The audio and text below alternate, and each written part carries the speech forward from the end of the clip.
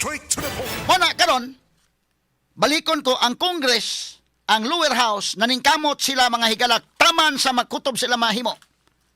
Nga ilagyod mga kigalaang mapindawon si Sara, dili palandaan sa kinini ang lower house, dili palandaan mahigala sa level sa committee. Kay mao man ay kasagaran sa mga impeachment kaniadto, investigation, unya hantod madaot ang rating sa investigation. At is madaot na daan, una mo abot dito mahigala sa Senate. Apektado na, no? Di na maglisod ang mga senador pag decide, pag konbikto, kay daan naman ang mga tao na kondisyon na ilang hunahuna nga sadaan kining tawhana. Straight to the point. Mao ni tabo panahon ni Irap, wa pa mga higala pasar ang impeachment mahigala dito sa plenary, gibungkag nila daan dili pa lang sa kinini ang committee level. Dito pa lang daan mahigala sa investigation sa I accuse nga investigation ni Chupisto Gingguna, nadaot na. Mao tong pagpasal sa impeachment pakigalaan, perti pang babag ni Congressman Dilanggalin at the time, awa gyud gibasag yung Manny Villar daykin. Ang articles of impeachment numdum adto panahon na. Kay Irap to pero wa na. Kulata na daan si Irap, wa pa mag-abot sa impeachment court. Kadtong kang kwan, Justice Corona mausad. Kulata na daan mahigala pa mabot dito sa impeachment court. Na kadto mga uban nga mga investigations diri pa lang sa committee level. Ngano man ang committee level magud ug mo'y mo imbestigar mahigala, mahimo man latanan kung sa ilang ganahan nga pamaagi. Diri sa committee level pa lang daan.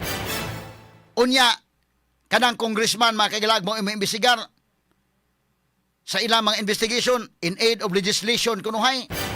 Pero ang ila mahigala nga pag demolition job na ito mga sukit di paminaw.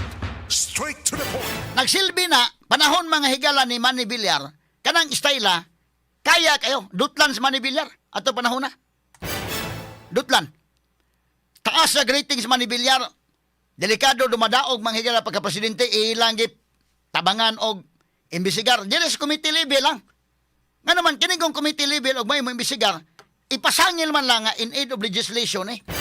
Pero, kulata na mayo, demolition job to. So katong C5 skandal ni Manny Villar, gibugbog mayo sa Manny Villar, pagbugbog pa mahigalawa na down ang rating, Napiktaran gyud si Manny Villar. Tanawa, pag human mahigala eleksyon, awa na oy, nawa na. Nakadungog bagod mo C5 skandal pag human sa eleksyon, wa na. Kato pang kuan nagito rating taas man. Sama mga higala ni Binay, kanas Binay, kusog kayo. Nagtuo bitaw mga tawa na. Presidente ni Gus Binay. Kaya siya na may kusog kayo. Vice President ni Gusandaan. Ay sus, imbisigar mahigalas. Committee level lang ha. Imbisigar o maayo mga kaigalaan ang mga anomaliyas. Makati hala, imbisigar. Dihas committee level lang. Dutlan si Binay. Tagak. Si Sara, ang nakalahi ini, kay Quadcom yun eh. Upat ka committee quad. Upat ka committee nagtabang. Gitirahag maayo last year. Suswa man madutli. Straight to the point. Gitabangan Sarawa gihapon madutli. Nyadto mga higalang Committee Investigation Squadcom kay mao na matato nila tuyo nga madaot na dito para mo arangkada na ang impeachment. Agoy naunsang hitabo awa man lahi ning iya man ang unique ning kang Sara. Ambot kaning sa pagkakaron lang ha, ambot na ka ngadto. Pero sa pagkakaron wa madutli. So kaning gihimo ron sa impeachment ni Sara naa na ni karon sa House Committee level, Committee on Justice. Ang ilang himuon sa Committee on Justice, ang ilang mga higala nga trabaho mao ang pagdetermine kung kanang maong complaint against Sara Duterte sufficient in form ba, sufficient in substance ba, sufficient in ground ba. Dunay gamay may higalang clarificatory hearing sama sa fiskalya nga dunay clarificatory hearing, then tan-awon na ay probable cause, pag-evaluate na probable cause, ditso na dayon adto na sa plenary. Voting dito sa plenary, mag-voting mga higala sa plenary, o makakuha 1/3 votes, isaka na ngadto sa Senate, converting into an impeachment court. Mao kana mga kagala ay mahitabo. Pero karon mga sukid tigpaminaw, Straight to the point.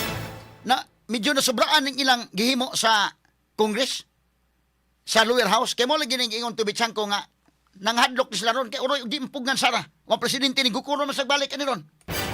Di na ba ko namudumot Sara pero ang iya na ang katong dunay anomalya delikado man.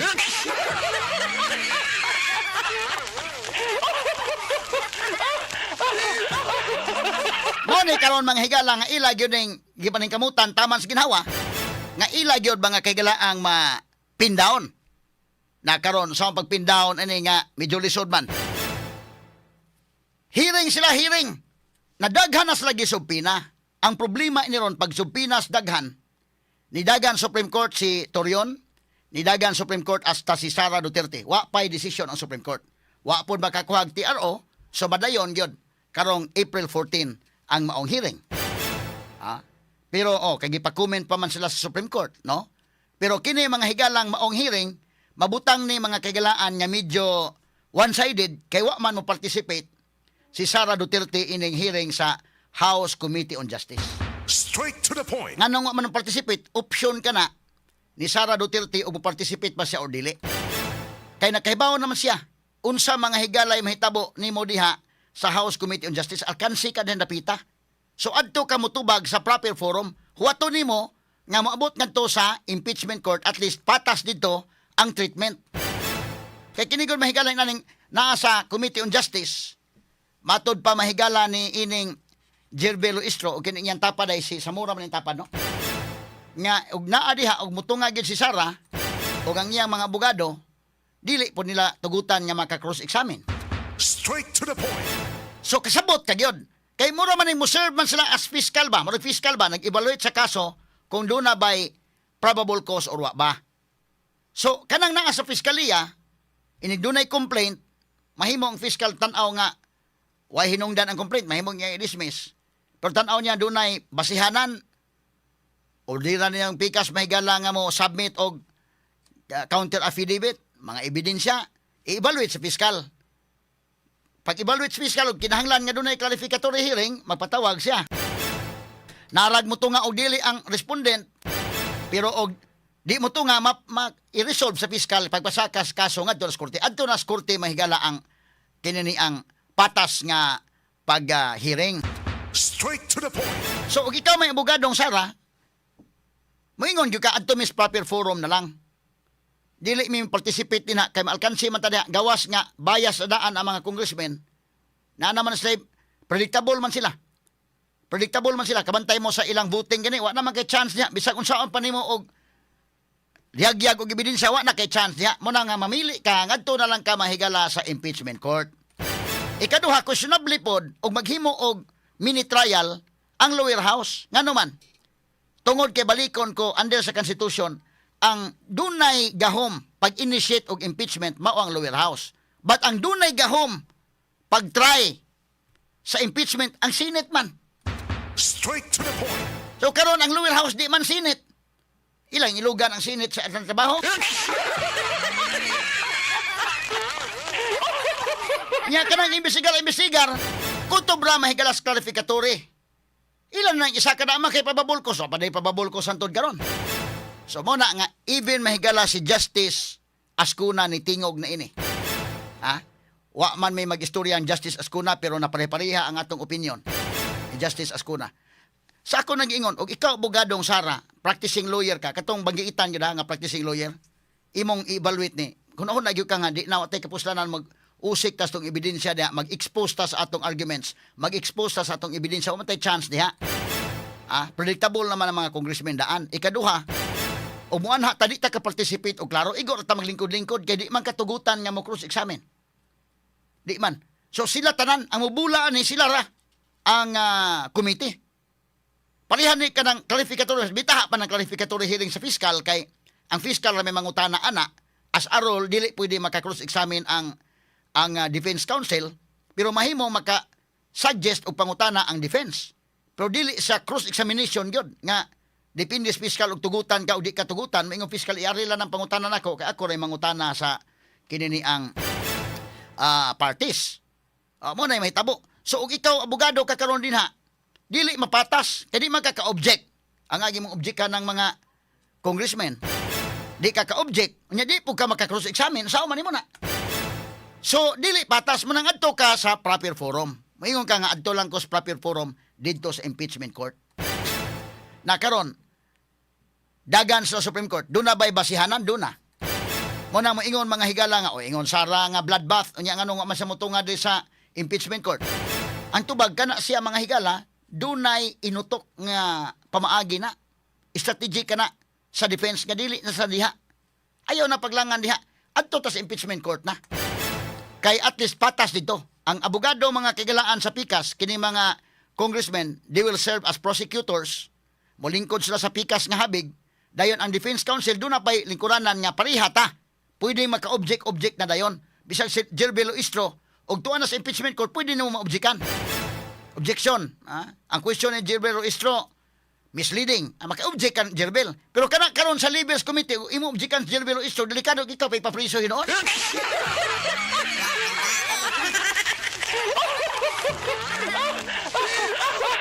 Maingon niya kuan ka, contempt ka hinoon.